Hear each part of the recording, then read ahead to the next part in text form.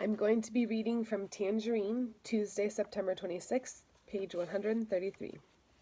Today was our second game of the season and our first home game at Tangerine Middle. The opponents were from Canal Middle School. They wear black uniforms with silver letters, pretty sharp. Henry D. told me that they beat us last year.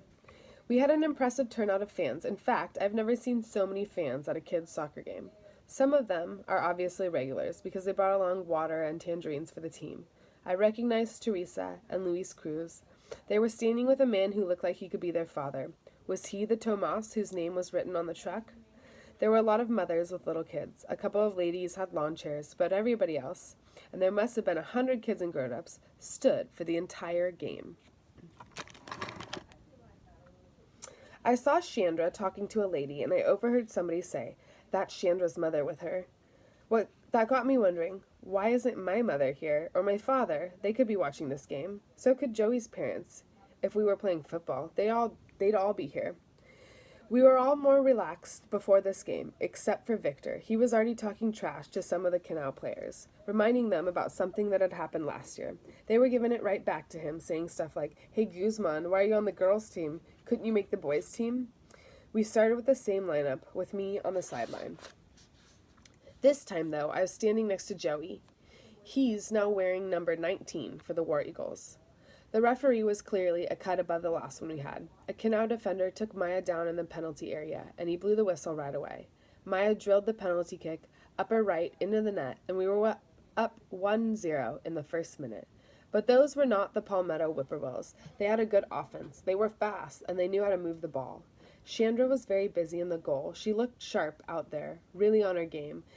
That's what I think when I watch Chandra in goal. How sharp she looks, how big she looks, like one of those American gladiators. What must people think of when they see me in goal? How small I look, how goofy I look in my goggles. Dolly and Mono sandwiched a guy in front of her goal and got whistled for it. Penalty kick. Chandra never got a hand on the ball, and it was suddenly 1-1. I wouldn't have gotten a hand on it either. At least I don't think I would have. Standing on the sideline for this game was a pleasure after that awful time we had at Palmetto. These are two teams who know how to play soccer. Some highlights. Maya stopped on a dime and passed the ball back to Tino, who drove it into the goal. They came back and scored. Henry D. lifted a beautiful corner kick to Victor, who leaped up and headed into the goal.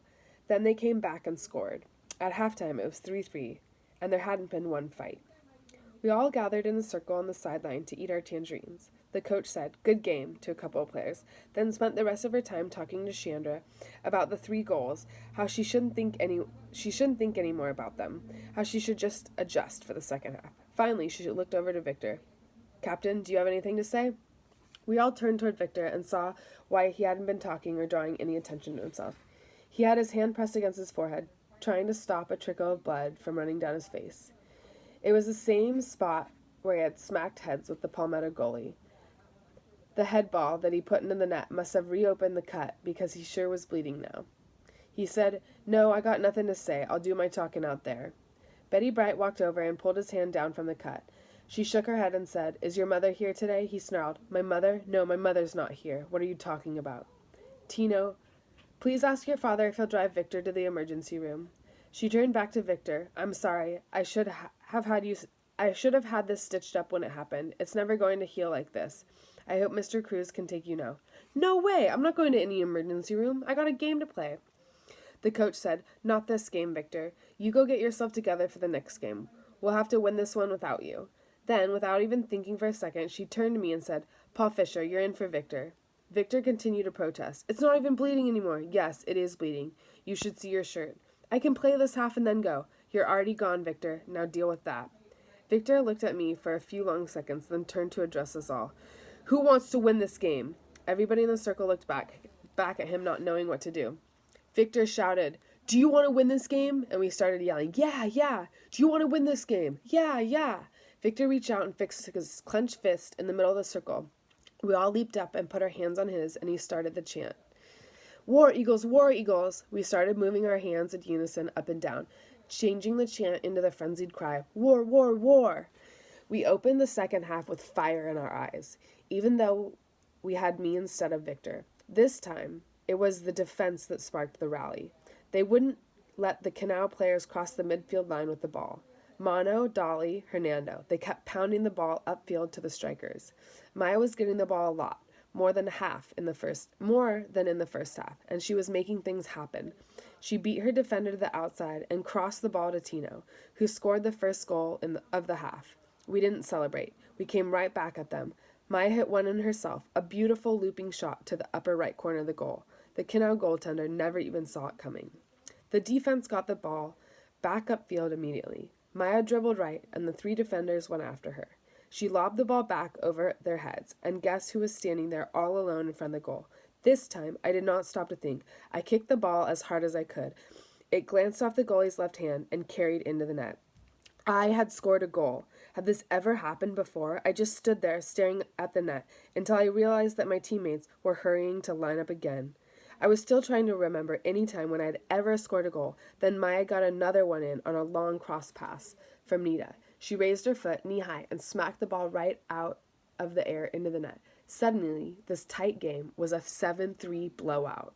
The coach started sending in other subs. She sent Joey in for Hernando. She sent in one of the 6th graders for Maya, who got a loud ovation from the fans. The Kinau players never recovered from the assault, although they did manage to move the ball into our end of the field. It turns out that Joey's a pretty terrible soccer player. They had no trouble beating him again and again.